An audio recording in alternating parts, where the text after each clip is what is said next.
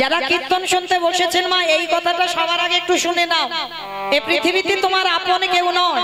যারা গীতা ভাগবত জ্ঞানী এখানে বসেছি তারা ভালো করে অনুভব করবো বাবা, যা যা কিছু জগতে দেখতে পাচ্ছ সবটাই কিন্তু অনিত্য বস্তু। আর নিত্য বস্তু যদি থাকতে হয় সেটা হলো আমার গৌর গোবিন্দ চরণ।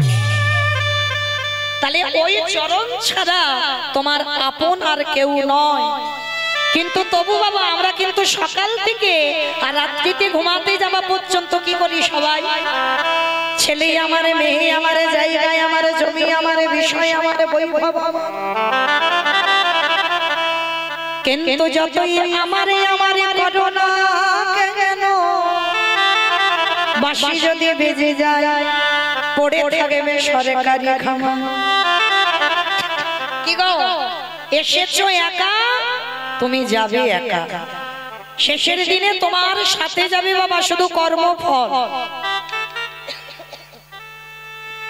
আর জানি না আপনাদের এটা উত্তর 24 পরগনা তো, বেশ আমি দক্ষিণ 24 পরগনার মানুষ, তাহলে জানি না আপনাদের এই উত্তরের নিয়মটা আছে কিনা। তবে বাবা মানুষের মৃত্যুর পর সে যত বড় লোক হোক আর গরিব হোক, মানুষের মৃত্যুর পর দুটো জিনিস তাকে ভাড়া করতে হবে। কি গো মা? এক হলো খোল আর এক হলো করতাল। কি মাইরা আপনাদের এই উত্তরের নিয়ম আছে তো?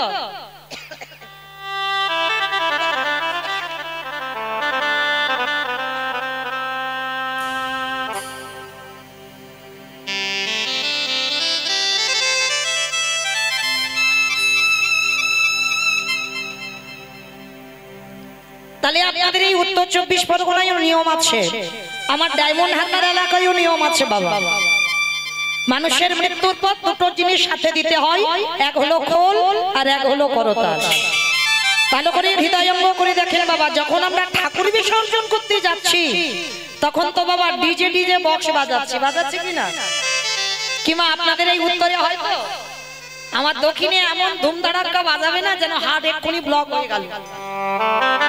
মানে অসুস্থ রোগী যদি থাকে বাবা সে তো হরিবোল হয়ে যাবে। তাহলে এই জায়গাটাই অনুভব করে দেখেন, সেটাও তো মা।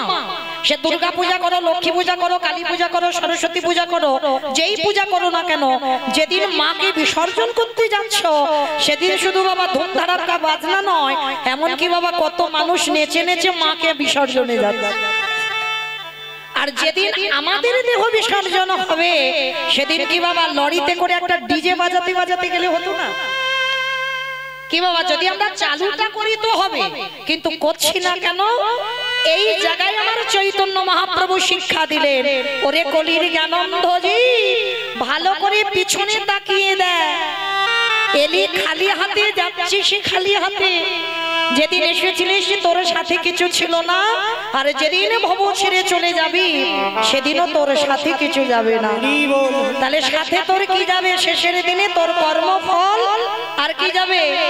এই হরি নামে যাবে। আমাদের পচা দেখো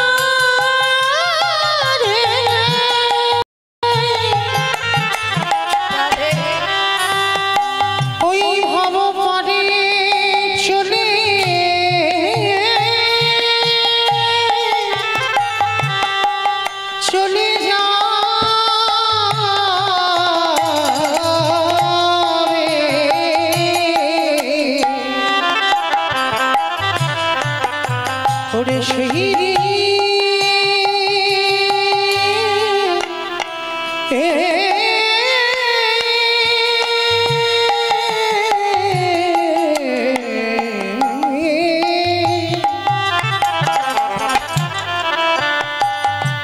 দিনে নামে যাবে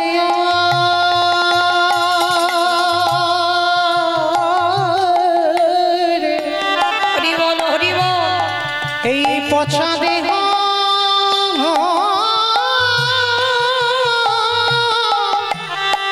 দেহ যাবে।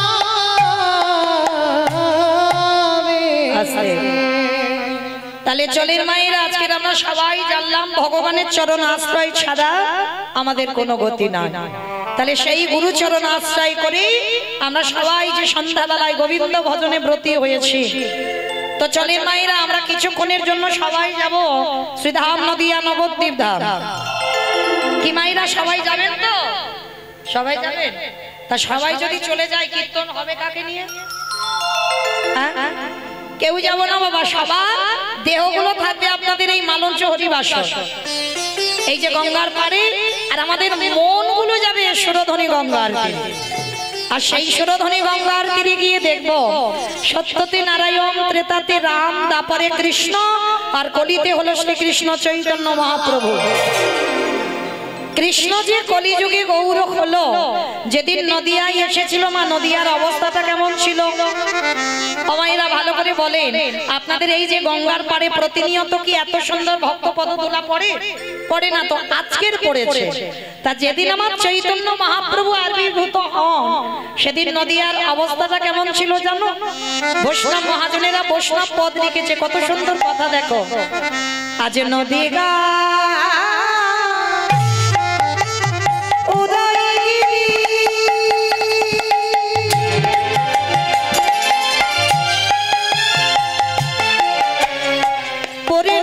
চন্দ্র গৌর হরি,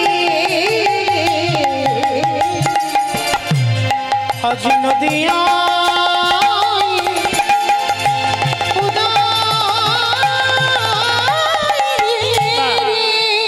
আস্তে মাইরা এই সন্ধ্যাবেলায় আমাদের শ্রবণ তো হবে, কারণ নববিধা ভক্তিতে বলছে বাবা আগে শ্রবণ পরে বলছে কীর্তন। তাহলে ওই জায়গাতে বসে বাবা যদি ঠিক ঠিক কাজ করা যায় আমাদেরও কৃপা হবে। তাহলে কীর্তন শুনতে গেলে ভগবানের জন্য একটু কাজকর্ম করতে হয়। কাজগুলো কি কি জানো তো?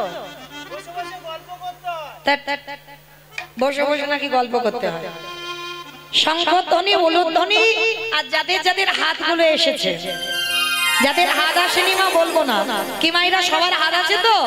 যাদের আছে কই একবার দেখান। নিতাই গৌর প্রেমানন্দে কই এবার একটু প্রেম সে উলুধ্বনি দেন একটু জোরে। আজ নদিয়া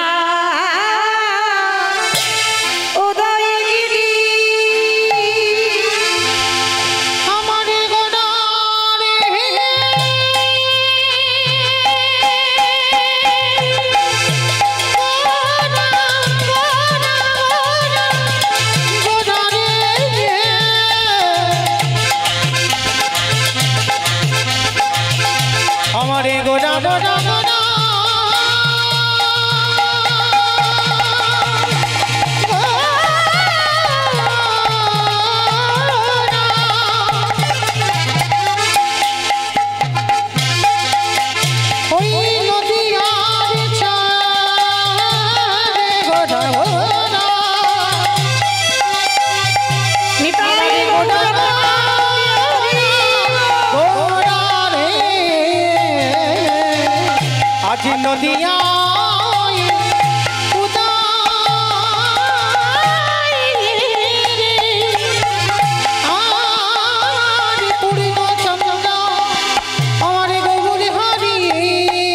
আজ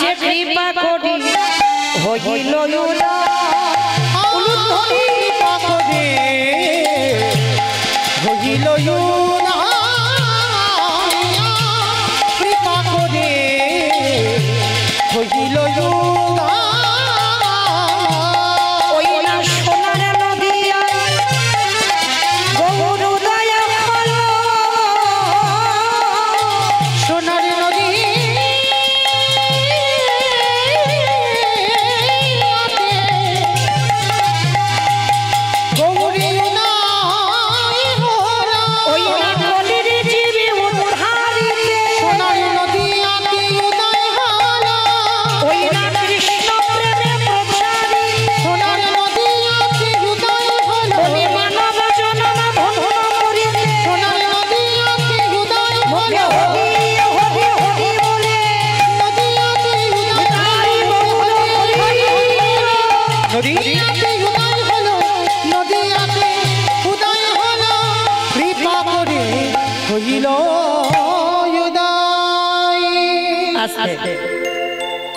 এবার ভাইরা আর কোনো কথা হবে না, এবার একটু আমি বলবো আর আপনারা চুপচাপ শ্রবণ করবেন, কেমন? কৃষ্ণ কলিযুগে যে গৌর হলো, তাহলে লক্ষ্য করে দেখেন বাবা, সাধারণ জগতে কোনো ভক্তের ডাকে আসেনি, এসেছিল কার ডাকে? না, শান্তিপুরের মাটিতে পুরো অদ্বৈত আচার্য গোসাই।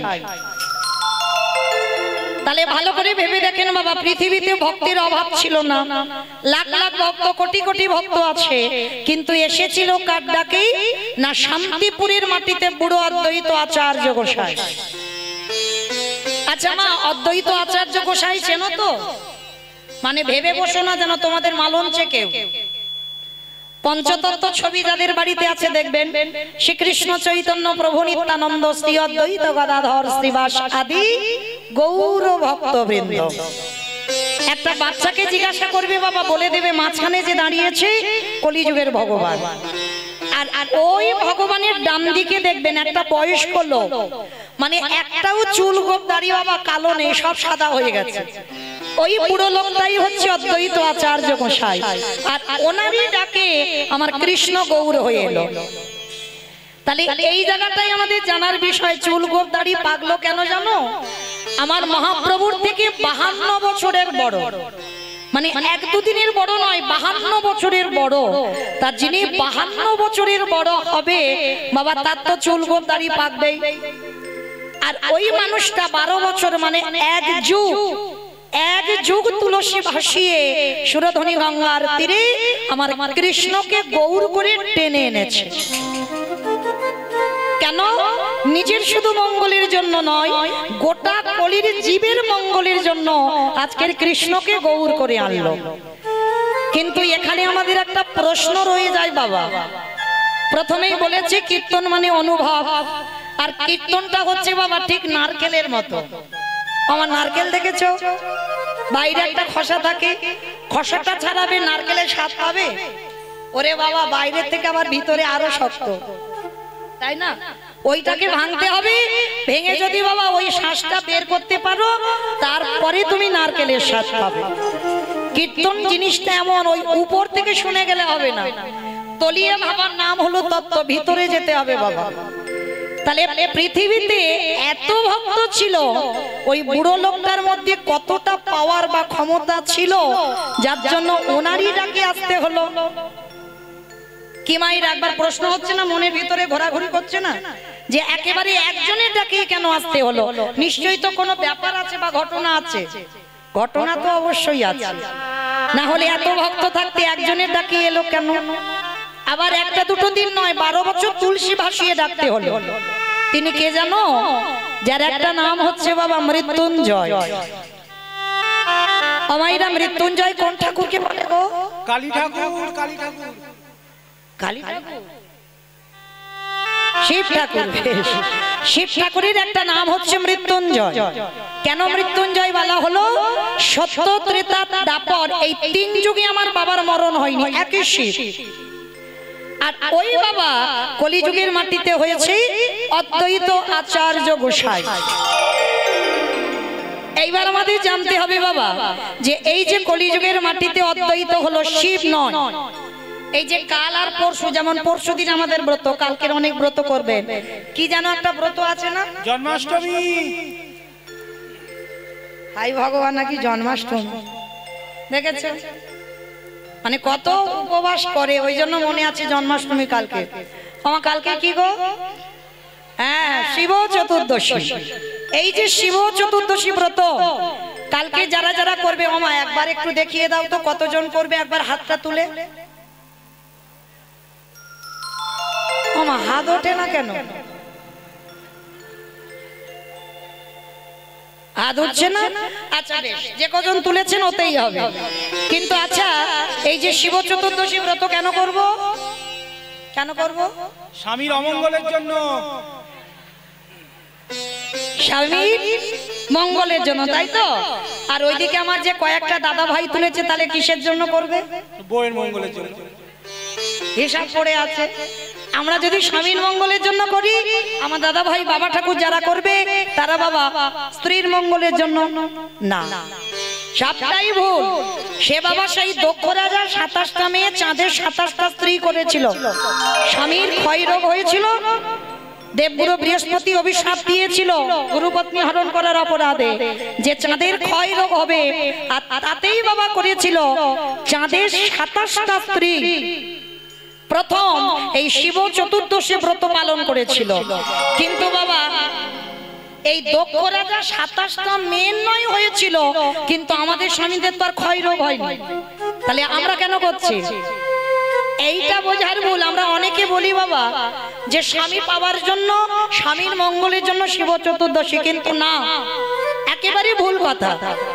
শিব চতুর্দশী ব্রত সবাইকে পালন করতে হবে। কেন না, তার একটাই মাত্র কারণ, ভগবানের কাছে সরাসরি যাওয়া অসম্ভব।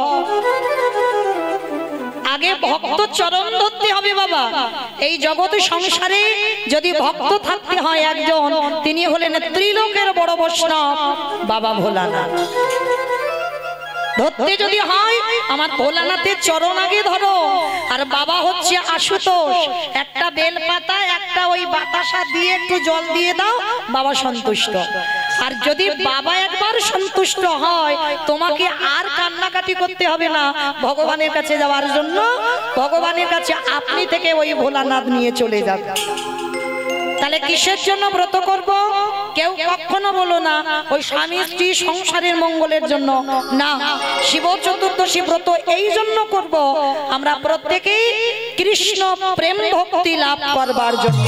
নিতাই গৌর প্রেমানন্দে। তাহলে সেই পরম বৈষ্ণব বাবা ভোলানাথ আজকের এসে দাঁড়িয়েছে, যিনি কলিযুগে অদ্বৈত। কিন্তু কেন হলো অদ্বৈত কি বাবা, এটা তো আমাদের জানা দরকার, প্রয়োজন। যিনি 3 যুগের শিব হলো মৃত্যুঞ্জয়, মানে মৃত্যুকে জয় করেছে। ভাগবত বলছে বাবা 125 বছর বয়সে আমার কৃষ্ণকে দেহত্যাগ করতে হলো। কিন্তু ভোলানাথ 3 যুগে মৃত্যু হয়নি, কিন্তু কলিযুগের মাটিতে হলো অদ্বৈত আচার্য মশাই। কিন্তু কেন হলো, এই কেনর কথা জানতে গিয়ে বাবা আমাদের সবাইকে একটুখানি যেতে হবে মহাভারত। আর মহাভারতে গেলে আমরা সবাই প্রশ্নের উত্তরটা পেয়ে যাব, কিসের জন্য বাবা কলিযুগে শিব হলো না। চলো, এই মহাভারতে বাবা যুধিষ্ঠির মহারাজ করেছিল রাজস্বয় যজ্ঞ। এই রাজস্বয় যজ্ঞে বাবা ভগবান কৃষ্ণ সবাইকে দায়িত্ব দিয়েছিল। হরি বল। আর যুধিষ্ঠির মহারাজ বলেছিল, কৃষ্ণ কৃষ্ণ তুমি তো সবাইকে দায়িত্ব দিচ্ছ, তুমি নিজে কোনো কাজ করবে না।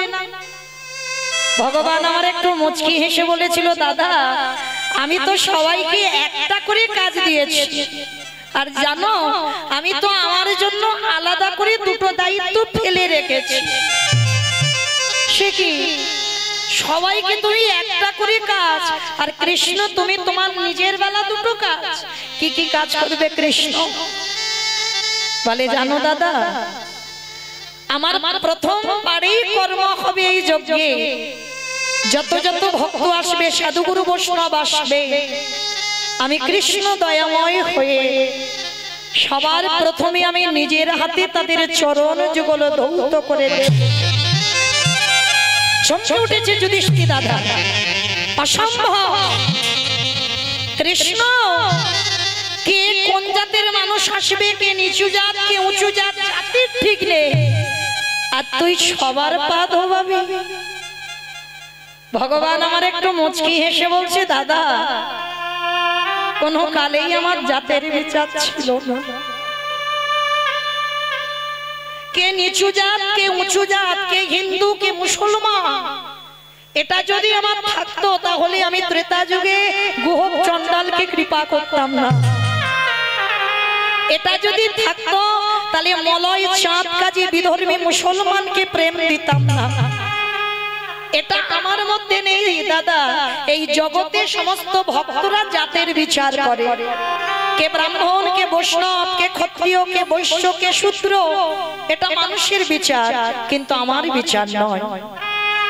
তার যুধিষ্ঠির মহারাজ বলছে, কৃষ্ণ এত কাজ আমার যোগ্য ছিল, শেষে তুই পা ধোয়ার কাজটা নিলি কেন? বাবা এই জায়গাটা একটু আস্বাদন করবেন। ভগবান হয়ে যার ইচ্ছাতে জগতে চলে, যে মনে করলে বাবা একটা সেকেন্ডে পৃথিবীটাকে লয় প্রলয় করে দিতে পারে, সেই ভগবান আজকের পা ধোয়াচ্ছে কেন?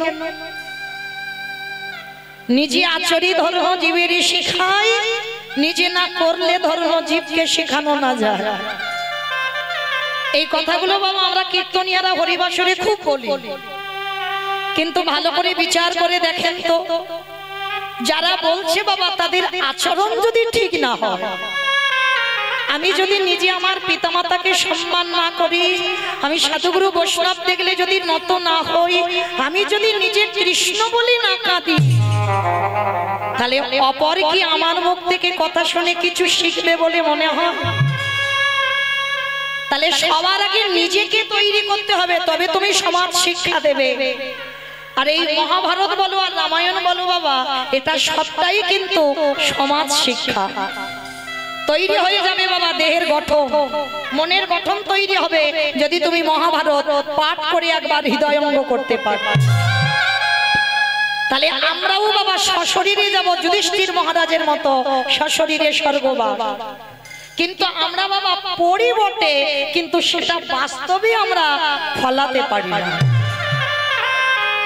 কিন্তু ভগবান কৃষ্ণ আজকের পা ধোয়াচ্ছে কেন? সমাজকে শিক্ষা দিল, ওরে কলির জি আমাকে দেখে শিখে নে, তোদের দুয়ারে যদি সাধুগুরু বৈষ্ণব আসে, সবার আগে পা ধোবার ব্যবস্থাটা করিস। কি মায়েরা, এই নিয়মগুলো আগেকার দিনে ছিল, এই এখনকার দিনে আমাদের মতো মেয়েরা আমরা আর বিশ্বাস করি না ওইগুলো। কেন জানো? যত টিভি সিরিয়াল দেখি আর তাদের মতো আচরণ হয়ে যায়। কিন্তু মনে রেখো মা, যদি দুবারে গুরুজন আসে, সবার আগে পা ধোবার ব্যবস্থা করো। আর অনেকে বলবেন যদি গুরুজন না আসে, যদি বছরান্তর গুরুদেব না আসে, দেহ রাখেন, তাদের কি হবে? তাদেরও উপায় বলে দিয়েছে বাবা। যে যার ঘরের বাবা মা তো আছে, যে যার ঘরের শ্বশুর শাশুড়ি তো আছে, কৃপা করে আমি রোজ রোজ বলে যাচ্ছি না বা বৎসরে একবার চেষ্টা করো নিজের হাতে ওই বাবা মার দুটো চরণ যুগল ধৌত করিয়ে দিতে। কেন জানো? ভগবান বলছে যদি কেউ জীবিত ভগবানকে পূজা করতে পারে, তাকে আর নবদ্বীপ যেতে হয় না, বৃন্দাবন যেতে হয় না, হরিদ্বার, দক্ষিণ ভারত, পশ্চিম ভারত কোথাও যেতে হয় না। আমি সারা জীবন সেই ভক্তের দরজায় বন্দী হয়ে যাই। নিতাই গৌর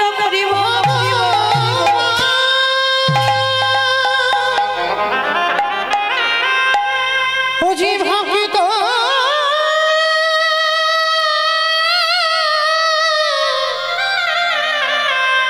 ভক্ত ছাড়া কিছু জানে না, কৃষ্ণ তাই তো যুগে যুগে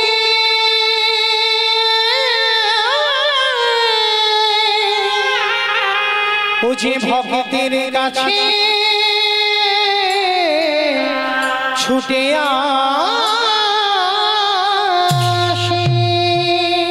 ভগবান সমাজকে শিক্ষা দেওয়ার জন্য আজকের পা ধোয়াচ্ছে। শুধু পা ধোয়ালো নয় বাবা, আরো একটা কাজ করেছিল। কি কাজ জানো? যত যত ভক্ত এসে প্রসাদ পেয়েছিল, কৃষ্ণ দয়াময় ওই প্রসাদের পাতাগুলো তুলে নর্দমায় ফেলেছিল। শুধু নর্দমায় ফেললো না বাবা, ওর ভিতরে আরো একটা কাজ করেছিল। যত যত ভক্ত প্রসাদ পেয়েছিল, আমার কৃষ্ণ দয়াময় ওই পাতা থেকে এঁঠোগুলো তুলে নিয়ে আমার ভগবান আজকে সারা গায়ে মাখছে।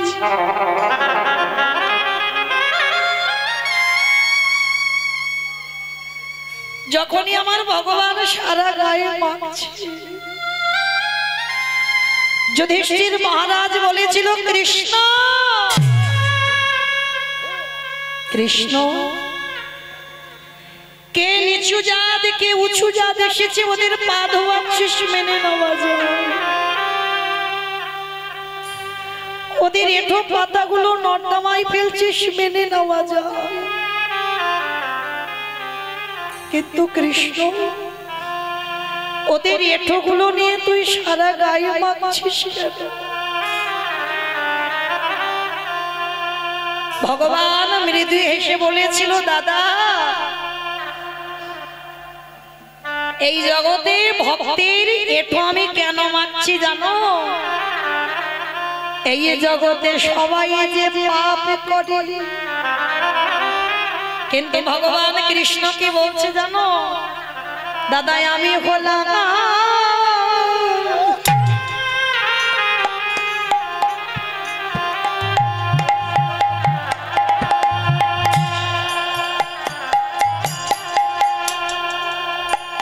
দাদা মহা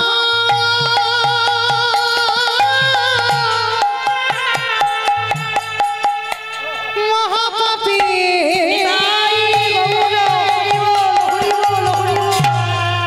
এ জগতে সমানে পাপের বিচার,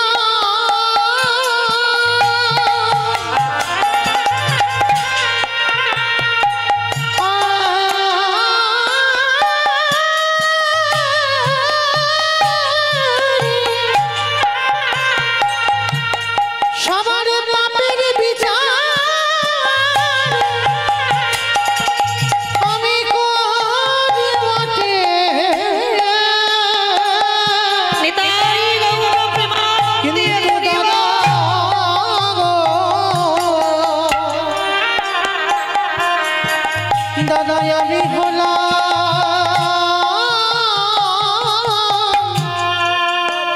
দাদা মহা পাপী। আমার কৃষ্ণ দয়াময় এই জগতে সবার পাপের বিচার করে, কিন্তু ভগবান বললেন দাদা গো আমার মতো পাপী আর জগতে কেউ নাই। যুধিষ্ঠির মহারাজ বলছে কৃষ্ণ তুই নিজেকে বলছিস পাপী, কি এমন পাপ করেছিস? বলে দাদা আমি যে পাপটা করেছি এই দাপরেতে নয়, করেছিলাম ত্রেতা যুগে রঘুপতি রামচন্দ্রের অবতার।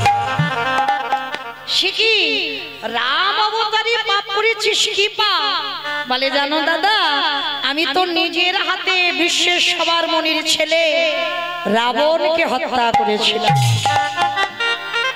সে কি তার রাবণকে মেরে তুই রাম অবতারে পাপ করেছিস? রাবণ তো ভালো লোক ছিল না। কে গো মায়েরা, রাবণ ভালো লোক ছিল না খারাপ লোক ছিল গো? খারাপ লোক? ভালো লোক? বাবা সব মাথার গেছে কীর্তন শুনে শুনে। কি করে ভালো লোক হবে? যে ভগবানের বউ চুরি করে সে কোনোদিন ভালো লোক হয়? ওই যে বললাম প্রথমে কীর্তন নারকেল, তাই না? তাহলে বাইরে দেখলে হবে না। দেখবেন বাবা অনেক অনেক মানুষের কথাবার্তা গুলো মোটে ভালো নয়, মানে তার চলাফেরা গুলো ভালো নয়, দেখলে মনে হবে লোকটা মোটে ভালো নয়, কিন্তু ওই লোকটার সঙ্গে যখন তুমি মেলামেশা করবে তখন বুঝতে পারবে বাবা ওই মানুষটা কত বড় মনের মানুষ। তার রাবণের চরিত্রটার বাবা ঠিক এই রকম, বাইরেটা কঠিন কিন্তু ভিতরটা এতটাই নরম আর এতটা আমার রামের চরণের দাস ছিল যেটা অবাক হয়ে যাবে বাবা শুনলে। তা জানো একটু ছোট করে বলি বাবা, ঘোষণা করেছিল লঙ্কাতে রাম নাম যে করবে তার নাকি মৃত্যুদণ্ড দেওয়া হবে। আর এই কথা শুনে বাবা কেউ কোনোদিন লঙ্কাতে রাম নাম করতো না। কিন্তু আপনারা সবাই এখানে জানেন রামচন্দ্রের একনিষ্ঠ ভক্ত ছিল রাবণের ভাই, যার নাম হচ্ছে বিভীষণ। তা বিভীষণ রামচন্দ্রের একনিষ্ঠ ভক্ত, তা বাড়িতে রাম নাম করতে পারে না তো কি হয়েছে, গঙ্গার পাড়ে গিয়ে রামের ছবি তো ধরতে পারছে না, এই একদিকে লিখেছে রয়াকার আর একদিকে লিখেছে মো, আর মাঝখানে বিভীষণ মাথাটা দিয়ে নয়ন জলে বক্ষ যুগল ভাষা। কিন্তু বাবা রাম নাম করা নিষেধ আছে। এইবার এক পরিচারিকা দেখতে পেয়েছে বিভীষণ রাম নাম লিখে কাঁদছে, রাবণের কাছে গিয়েছে, মহারাজ মহারাজ আপনি তো বলেছেন যে যে রাম নাম করবে তার নাকি মৃত্যুদণ্ড দেওয়া হবে, চলে আপনারই ভাই কি করছে গঙ্গার পাড়ে দেখবে, চলে। তা এইবার ভালো করে তো রাবণ জানে যে আমার ভাই নিশ্চয়ই কিছু করেছে, আর ওরা দেখে ফেলেছে, এবার আমি কি করব। এইবার রাবণ গিয়ে দূর থেকে দেখছে বাবা একদিকে রয়াকার লেখা একদিকে মো লেখা, মাঝখানে বিভীষণ মাথাটা দিয়ে নয়ন জলে ভাসছে। রাবণের ভক্তিটা দেখেন বাবা, দূর থেকে দেখে কর্মচারীদের ডেকে বলছে, তোদের মাথায় আর কিচ্ছু নেই। বলে কেন? ওই দেখো রাম নাম লিখেছে, ভালো করে দেখো তুমি। বলে তোদের মাথার গন্ডগোল হয়েছে। রাবণ বলছে, বলে কেন? ওরে রয়াকারে হয় রাবণ, আর ওর বৌদিদিকে এত ভালোবাসে, ওর বৌদির নামটা কি? মন্দোদরী। রয়াকারটা লিখেছে আমার জন্য, আরে মোটা লিখেছে ওর বৌদির জন্য। তোরা যখন দেখতে পেলি ওটা রাম লিখেছি, কিন্তু আমি জানি আমার ভাই রাম নামে লেখে না, আমাকে এত ভালোবাসি, ওরে আমার নামটা ধুলারে পড়ে লিখে দিয়েছে।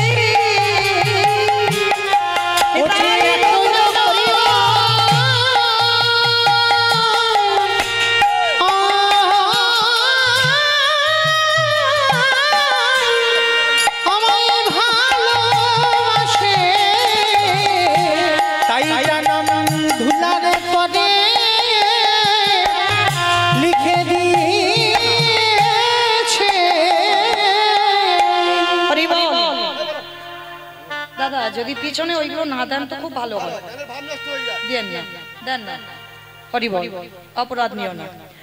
তো বাবা তা রাবণের কতটা ভক্তি দেখেন, কিন্তু করলে কি হবে সবাই বুঝতে পারলো, ঠিকই তো রয়াকারে রাবণ হয় আর মতে মন্দোদরী হয়, মানে গন্ডগোল করে ঠিক পাকিয়ে বুঝিয়ে দিল রাবণ।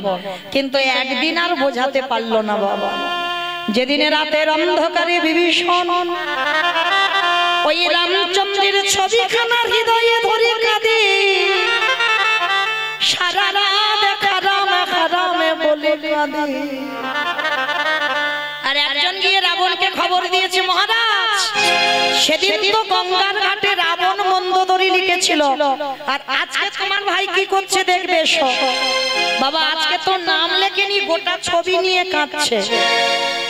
এইবার রাবণ কথা শুনে গেছে, দরজাটা খুলেছে, খুলে দেখছে বাবা ভাইয়ের বুকে রামচন্দ্রের ছবি। এবার তো আর কিছু বলতে পারবে না, এবার সবার সামনে রাবণ পিছন থেকে গিয়ে সজোরে একেবারে ভাইয়ের বুকে লাথি মেরেছে।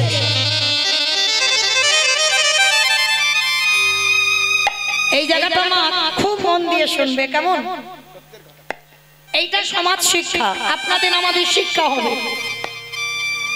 বড় দাদা এত জোরে লাথি মেরেছে ছোট ভাইকে, ধুলাই পড়ে গেছে বাবা, আচমকা বুকে মেরেছে তো লাথি, খুব ব্যথা লেগেছে।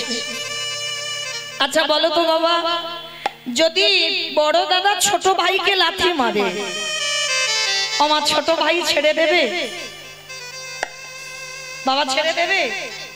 উল্টে চড়চাপড় বসিয়ে দেবে না? বড় দাদা যদি মারতে পারে, আমি ছোট ভাই হয়েও একটা চড় বসাতে পারবো না? এটা আপনাদের সঙ্গে হয়, এটা আমার সঙ্গে হয়। কিন্তু রাবণ বিভীষণ বাবা এরা এমন ভাই নয়, এদের চরিত্রটা একেবারেই আলাদা ছিল। যখনই দাদা ভাইকে লাথি মেরে ফেলে দিল। ভোলা থেকে হামাগুড়ি দিয়ে উঠে রাবণের দুটো চরণ বুকে ধরে বলছে, দাদা এই যে আমার বুকে তুমি লাঠিটা দিলে, তোমার দুটো পায়ে ব্যথা করছে না তো? দাদা গো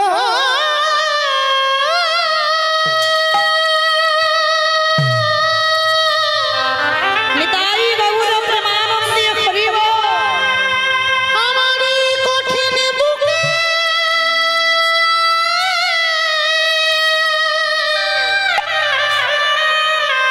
বুকে লাঠি মেরে হরি বল। তোমারই কোমল চরণে কি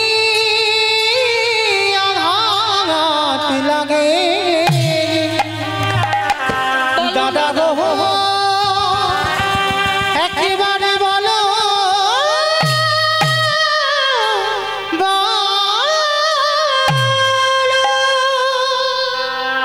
এত জোরে যে লাথি মারলে আমার বুকে লাগে এটা বলছে না, বলছে দাদা তোমার দুটো পায়ে ব্যথা করেনি তো?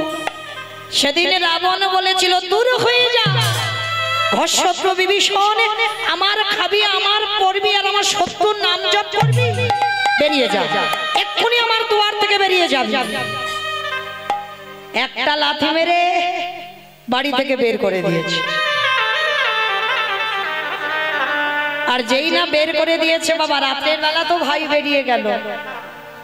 বাবা দেখবেন আমরা অনেক অনেক সময় ছেলে মেয়েদের উপরে রাগ করে মারধর করি, কি মা করেন না?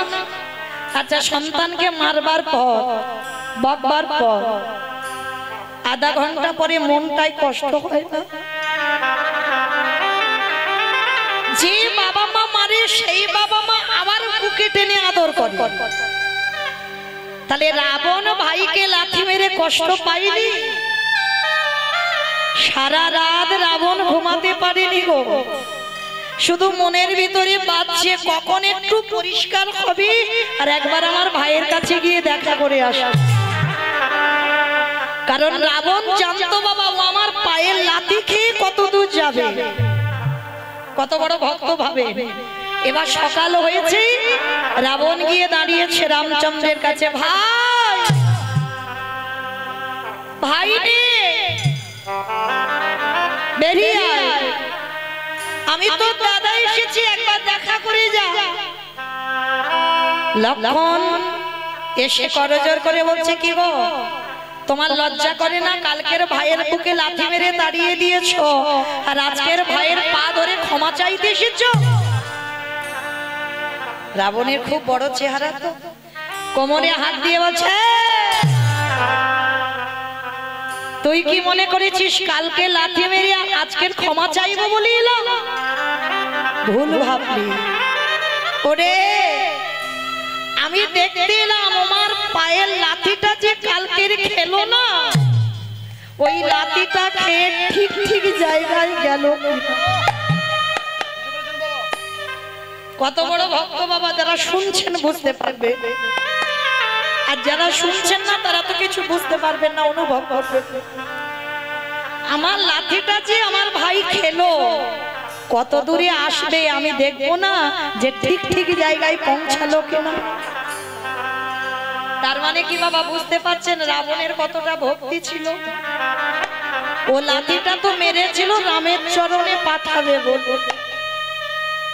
রাম এসে বলছে, রাবণ এইরকম ভাইকে কেউ লাথি মারে? কেন মেরেছো তুমি ভাইকে লাথি? যেই না বলেছে কেন মেরেছো, রাবণ রেগে গিয়ে বলছে, চুপ! সবাই শুধু জগতে দেখলো আমি আমার ভাইকে লাথি মেরেছি, কিন্তু ওই লাথিটা মেরে আমি কলির জীবকে একটা শিক্ষা দিলাম। কি শিক্ষা পেলাম না এই লাঠিটা থেকে? ভালো করে শুনবেন। রাবণ কলির মানুষকে শিক্ষা দিল ভাইকে লাথি মেরে। ওরে কলির জ্ঞানন্ধজি, তোদের সবাইকে একদিনে লাঠি ঝাঁটা খেতে হবে, সবাইকে খেতে হবে বাবা। কারণ যতদিন তোমার দুটো চরণ চলে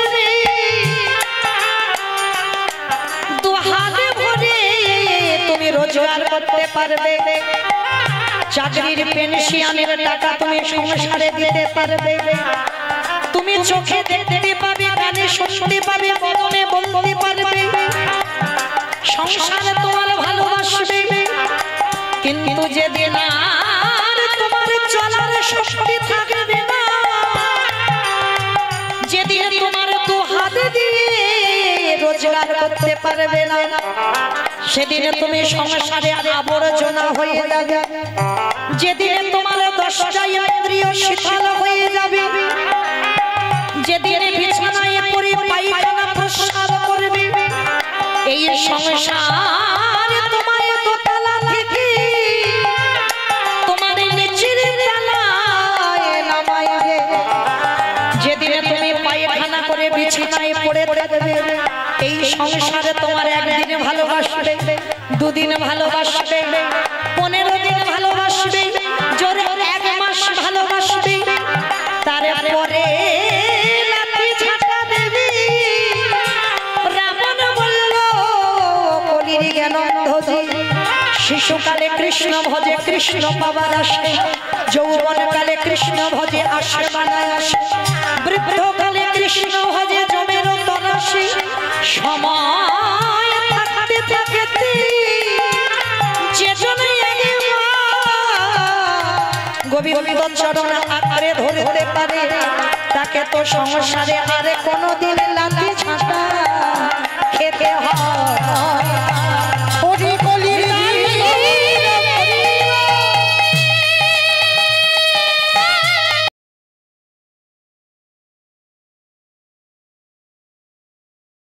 তোরা সময় থাকতে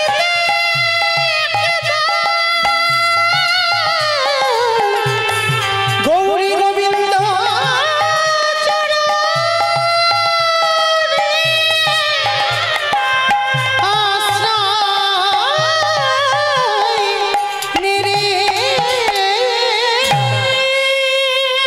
তাহলে সেই রাবণের কত ভক্তি ছিল বাবা, সেই রাবণকে মেরে রামচন্দ্রের পাপ হলো, সেই পাপ কবে ধৌত করলো?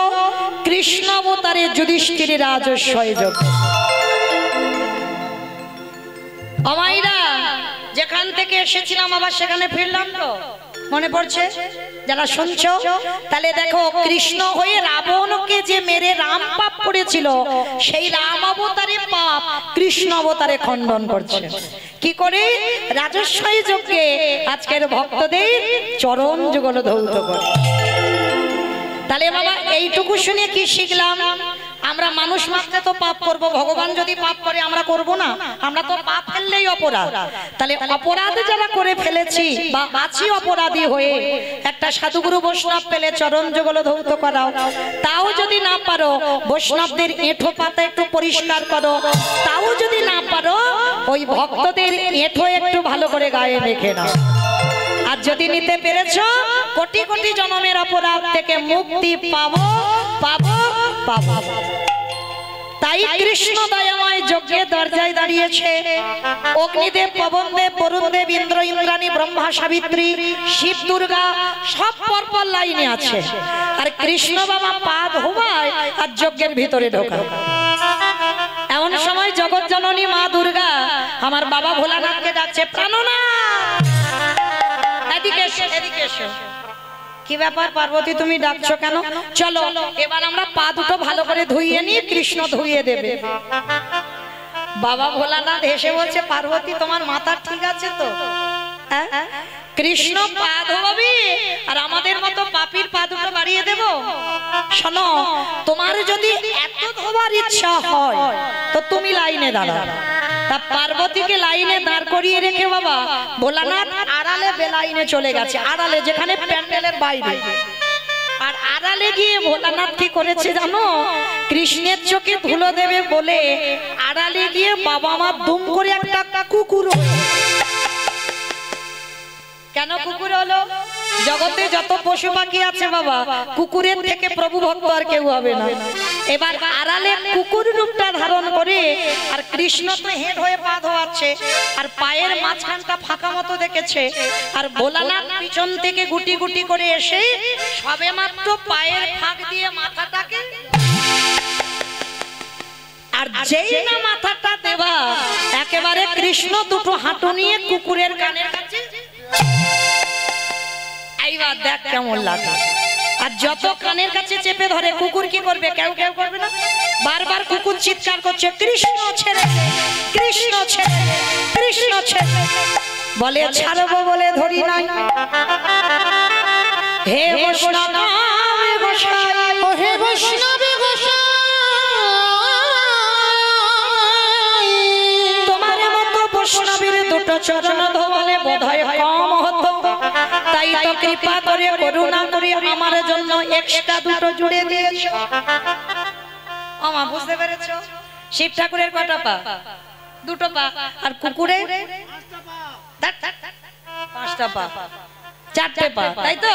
তাহলে ভগবান বলছে রাবণকে মেরে যে আমি পাপ করে আছি, তোমার মতো বৈষ্ণবের দুটো পা দেওয়ালে আমার কম হতো, ওই জন্য তো তুমি কৃপা করে আরো এক্সট্রা দুটো জুড়েছ। এবারে দাও দাও চলো তুমি বাড়াই দাও। বলি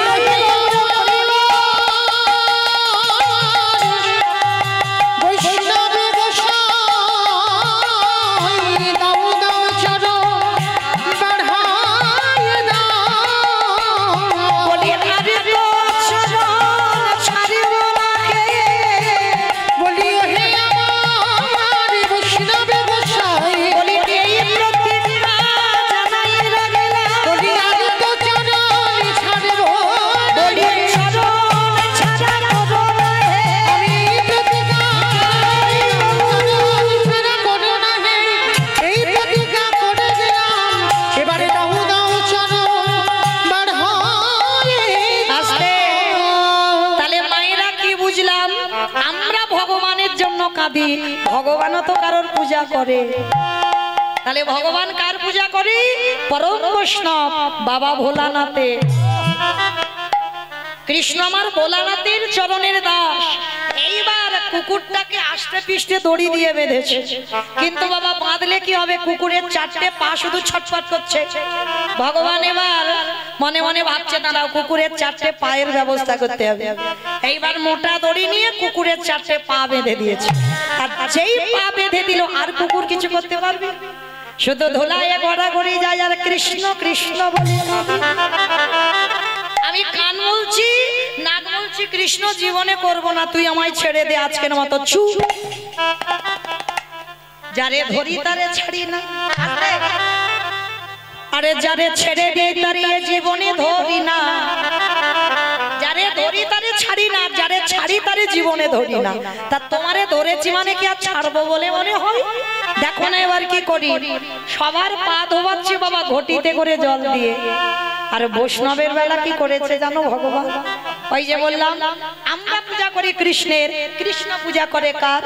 দেখেন এইবার কুকুরের চারটে চরণ বেঁধে দি, খালে বিলে নদী নালারে জলে নয়।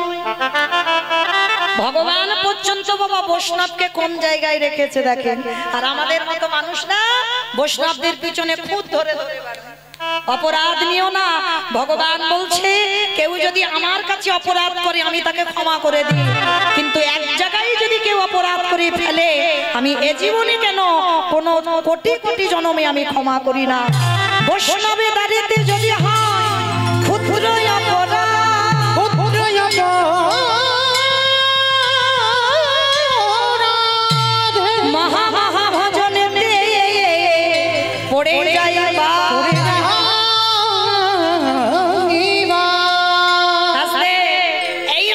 ভোলানাথের চরণ চারটে বেঁধে, আর এরা দেব দেবীরা সবাই দাঁড়িয়ে দেখছে কৃষ্ণ একটা কুকুর নিয়ে মেতেছে, কিন্তু ওটা যে কে এইটা তো কেউ জানে না, সেটা কৃষ্ণ জানে আর কুকুর জানে। কিন্তু ভোলানাথ মনে মনে ভাবছে আমার একটা সম্মানের ব্যাপার, একটা প্রেস্টিজ আছে, আমি কি করে নিজ রূপে এবার আসবো, সবার সামনে আছি তো। এইবার কৃষ্ণ খালে বিলে নদী নালারে জলে নয়, ওই কুকুরের চারটে চরণ বুকে ধরে। বাহ্যিক জগতের কোন জল নয়, তাহলে কোন জল দিল মা?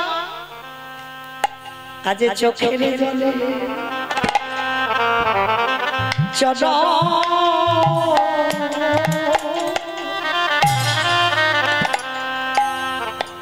চরণ ধোবা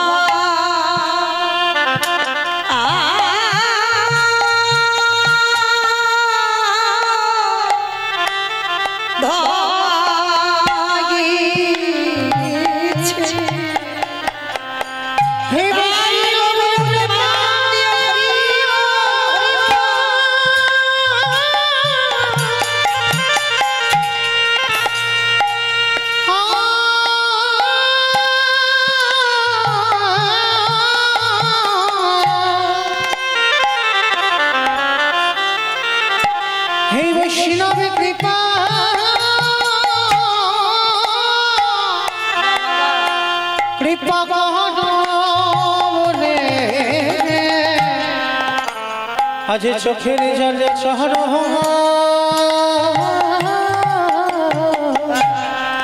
চরণে ধোয়াইছে। সেদিন আমার পরম বৈষ্ণব ভোলানাথ প্রতিজ্ঞা করেছিল কৃষ্ণ রে এই যে রাজস্বাই যোগ্য তোরে চোখের জল আমার পায়ে পড়িল কৃষ্ণ রে কৃষ্ণ